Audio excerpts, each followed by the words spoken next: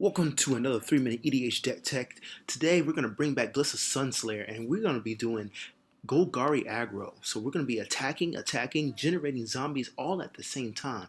Not one, not two, not even three. It could possibly even be four, depending on the play of your opponents and yourself. But we're going to be rewarded for ourselves with the combat triggers. So let's introduce Glissa Sunslayer. She's your easy Golgari commander with 3 different abilities for combat payoffs. Either you're going to be able to draw a card and lose a life like Phyrexia Altar, or destroy a target enchantment, or remove up to 3 counters from any target permanent. And don't forget, she has one of the most deadly combinations of keywords, First Strike and Death Touch. First, we're going to start off with these low CMC Hasty Creatures, just to get some creatures on the battlefield and just make your opponents respect you. We have the Banehound, Lifelink, Haste, then Gurmag Swiftwing. It's a flying bat with First Strike and Haste. It's stacked with a couple of abilities. Our next set of hasty creatures, we have Rankle, Master of Pranks. This guy has loads of abilities. If it's on the right timing, you're going to be able to make your opponent discard a card, or you can draw a card and lose a life, or each player sacrifices a creature. He's just a powerhouse, and he's so evasive with flying. Okay. Next up, we have Questing Beast. He's definitely one of my favorites. He doesn't even tap to attack. He has vigilance. Then, like, what he's really good for is just taking out planeswalkers without even attacking the planeswalker. Okay, so look to just get rid of planeswalkers that your opponents are having, especially those Super Friends decks. Next up, we have the Uvenwald Oddity. For 4 mana, it is a 4/4 Trample Haste Beast. What I really love about this creature is when he transforms, granting your other creatures you control +1/+1 Trample and Haste. So don't think this 3-minute EDH Deck Tech is just limited to these creatures. You get to add your own big, stompy, beefy creatures onto the battlefield.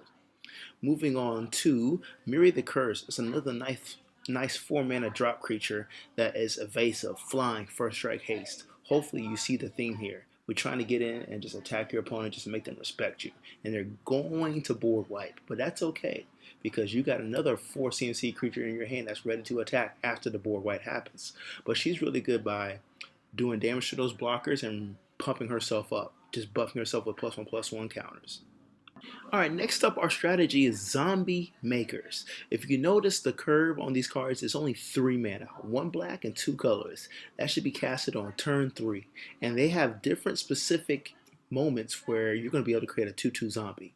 We have Curse of Disturbance and Curse of Shallow Graves. Curse of Disturbance says whenever enchanted player is attacked, create a 2/2 black zombie creature token. Each opponent attacking that player does the same thing. So whenever you attach this curse to an opponent, you get a 2/2 zombie. Okay, whenever your opponent attacks that same opponent, you get a zombie and they get a zombie. You see here, so you're gonna get rewarded for somebody just doing combat, which everybody does anyway, unless they're doing a Spellslinger deck. Next up, we have Curse of Shallow Graves. This is the bad version of Curse of Disturbance because it only grants you a 2/2 zombie when you attack the enchanted player. So just look at it as you plan on attacking anyway on each turn, especially with your flying evasive creatures that come on turn 4 or... Alright, next up we have the Wand of Orcus. It's another 3 mana artifact equipment. And this one is going to be one of your best cards, trust me. It's going to give your zombies Death Touch whenever they attack or block. And whenever a creature deals combat damage to a player, create that many 2/2 black zombie creature tokens. So imagine swinging in with a 2/2 zombie token. With this equipped, you get 2/2 zombies onto the battlefield that same turn. So this is a really good card as a token generator on any size creature, especially put on your flying evasive creatures. Next card we have is Curse of the Restless Dead. This is pretty much for cursing your opponent or yourself, and you get a creature whenever a land comes into play. So if you play this on turn 3, heck, you got turn 4, 5, 6, 7, at least 4 more mana drops to get you a net 4 of 2/2 zombie tokens. Now, do note, they will have decay, and that means it can't block, and when it attacks, the creature dies. But that's nothing to worry about, because you want to use these zombies most likely for sack fodder, or you have some kind of pump up like the Oven Oddity mentioned before. Moving on to the final portion of our video is combat payoffs. We have Oron Frostfang. If you don't know him, it's a snow creature that's a snake, and it gives all your creatures death touch. And whenever you deal combat damage to a player, you draw a card. So this is your card draw creature that's going to sit back and just watch your 2/2 zombie tokens do damage if you need cards. And most likely you will. Next up we have is a Larceny. For 5 mana, it is another, whenever a creature you control deals combat damage, that player discards a card from his or her hand.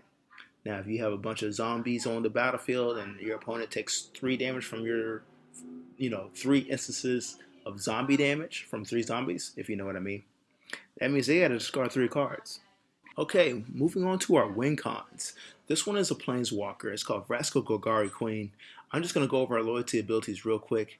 The +2, it says you may sacrifice another permanent. If you do, gain 1 life and draw a card. Don't worry, you have zombies on the battlefield to take advantage of this. Next up is our -3. Destroy target non-land permanent with red mana cost 3 or less. That is really good because those stupid arcane signets and soul rings are sitting on the battlefield and they have to go. But where you will win is using her ultimate. For -9, you get an emblem whenever a creature you control deals combat damage to a player, that player loses the game. So hopefully your board state has enough zombies on the battlefield where they cannot block all of them. And don't worry, -9 looks like a lot, but her +2 makes that happen in 3 turns. And she's only turn 4 turn 4, as early as turn 4 for CMC. Next up we have Predator's Hour. For 2 mana, this is a sorcery that says until end of turn, creatures you control gain menace. And that means they can't be blocked except by 2 or more creatures. Then, whenever this creature deals combat damage to a player, exile the top card of that player's library face down. You may look at that card, and for as long as it remains exiled, you may spend mana or mana of any color to cast that spell. What you're looking to here is just to do damage with as many zombies as possible, or combat creatures. But where you can possibly win the game is flipping over your opponent's cards. And we all know how ugly that can get. Somebody has a removal spell or just a game-changing creature that you can just cast. Thank you for watching this 3-minute EDH Deck Tech on Glissa Sunslayer. Please like, comment, and subscribe to the video. And the next 2 videos on your screen are YouTube suggestions.